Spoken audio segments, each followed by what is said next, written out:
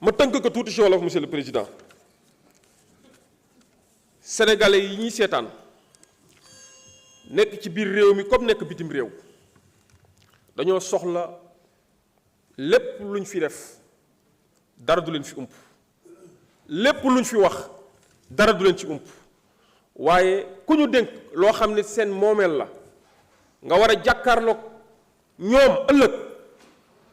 devant la justice parce que la justice est rendue au nom du peuple nga war a jàkkaarloog ñoom ëllëg ci liñ la joxoon dañuy bëgg assemblée nationale bu fekkee ni dañoo jàpp ni benn ministre la woon wala président de la république que fu muy jaar ba yegg ci justice assemblée nationale joxe ci li nga xamante ni mooy kàddoom sunu yoon nag moo ni bépp kuy ancien ministre ma jàpp ni sax loolu privilège de juridiction la kenn mënu laa àtte ku dul haute cour de justice ma jàpp ni c'est une juridiction personnelle parce que président de la république foofu kese nañ ko mën a àttee un ancien ministre foofu kese nañ ko mën a àttee luy firndeel loolu mooy da ngay gis ab mbir ñu ne la ña ko séq am na ci ministre waaye ña sa des duñu ay ministre ña sa des ñoo ñëpp mën nañ leen àtte feneen mais ministre bi nag gëddam ak cër bi ñu ko joxoon moo tax ñu ne ko haute cour de justice nga mën a jàll waaye haute cour de justice du juridiction ordinaire comme juridiction yi ñu tàmm di gis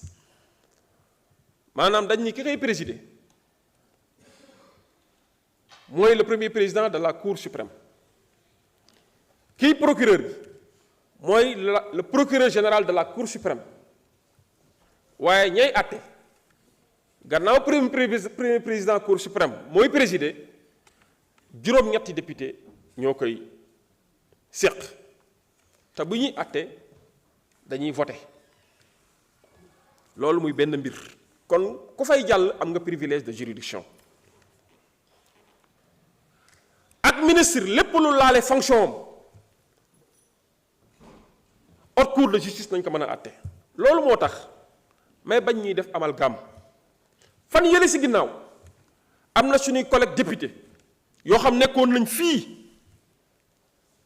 jamono ji nga xamante ni dañ leen a àtte ci loo xam ne ba ñuy nekk ministre la non seulement dafa amoon demande de résolution de mise en accusation waaye ñun ndax respecté àq ak yelleef dañ cee boole waale beneen procédure de levée de l'immunité parlementaire parce que yooyu yëpp ay obstacle yoo xamante ni mooy tax justice du mën a def liggéeyam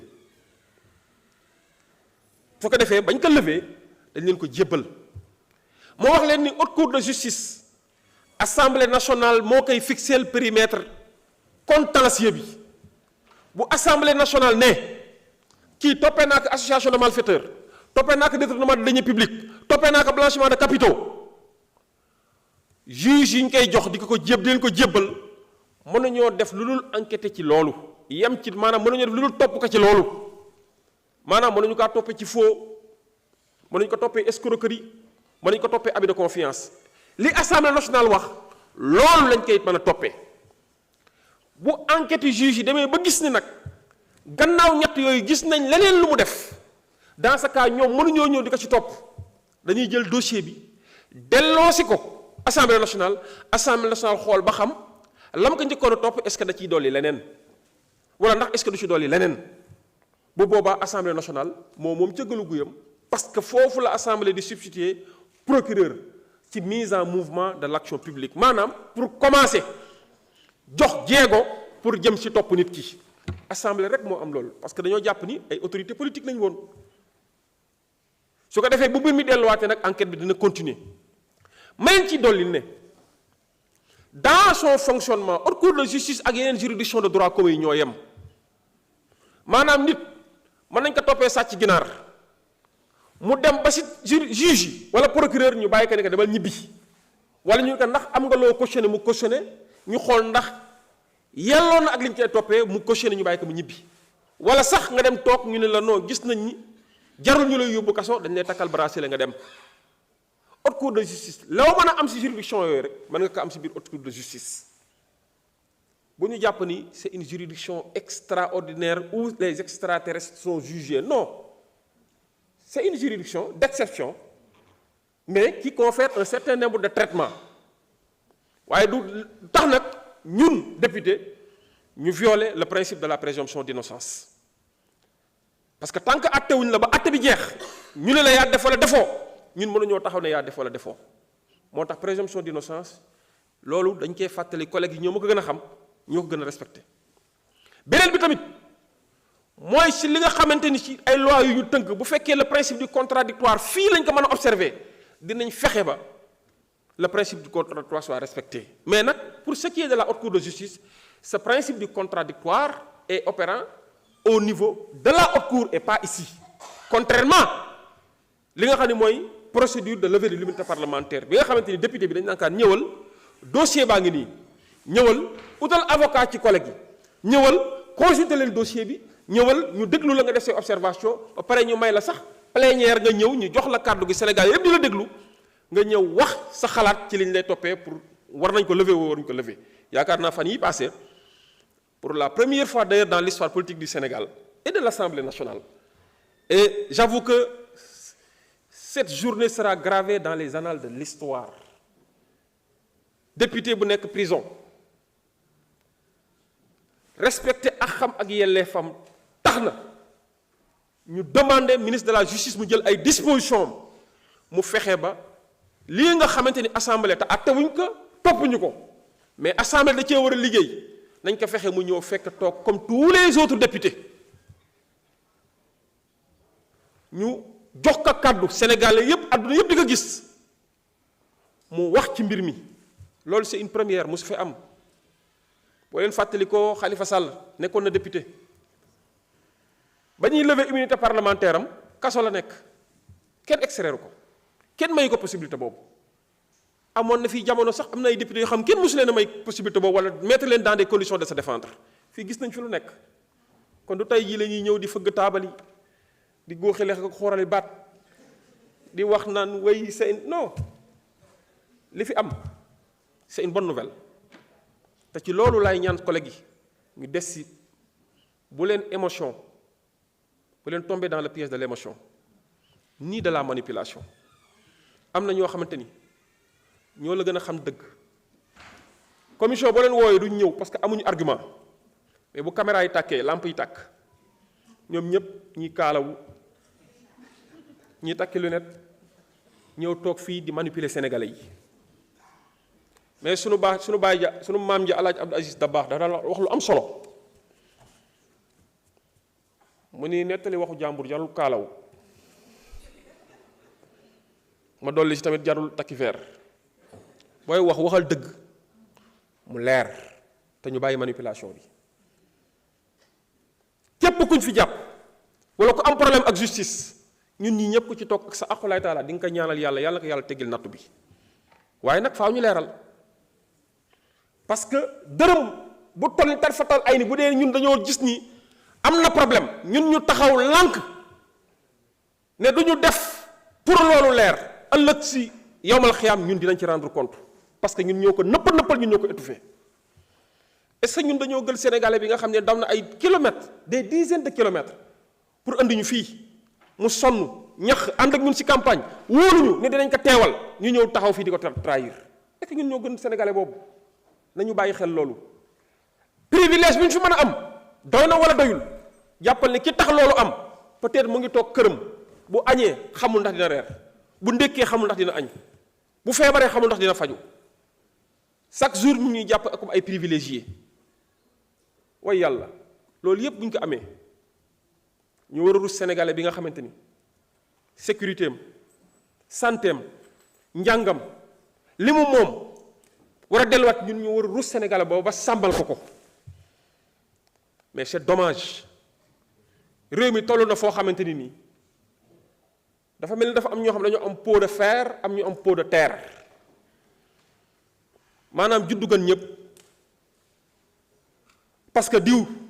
moom nga bokkal def lu la neex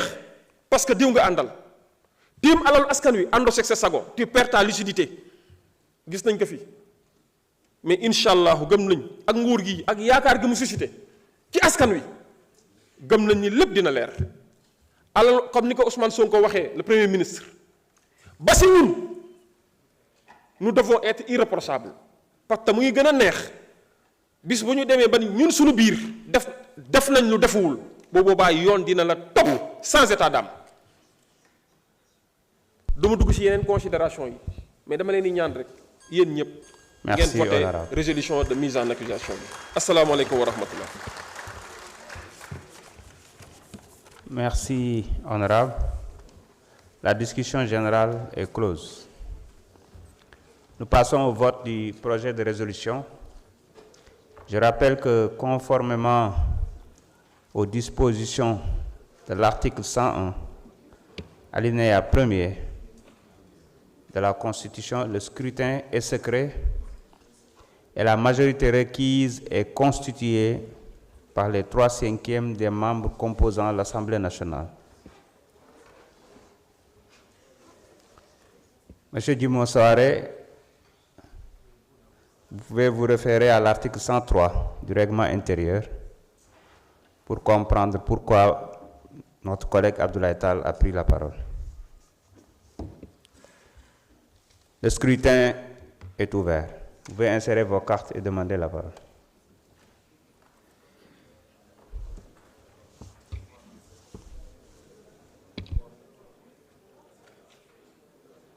Je rappelle que les membres de la Haute Cour de justice n'ont pas le droit de vote.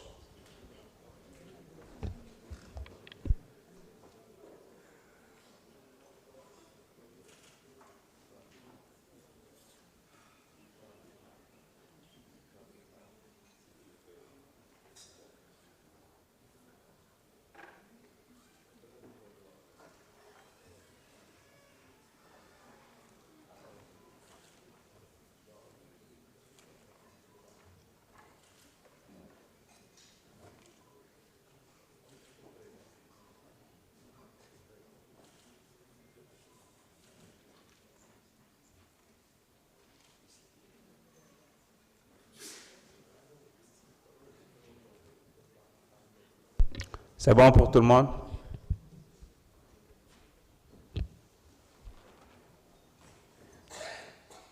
Le scrutin est clos.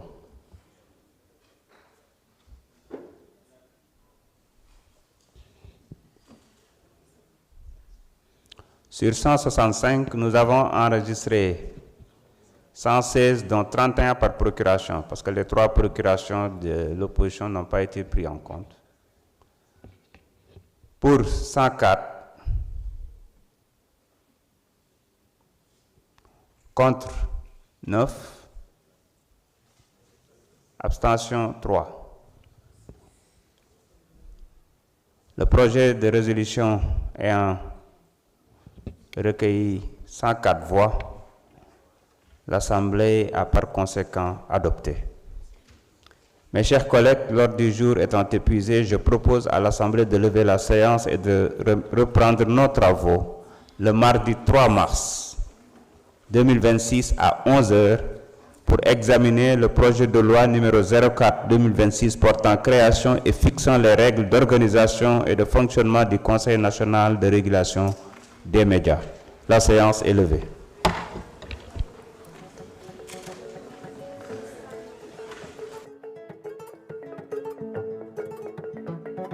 Voilà.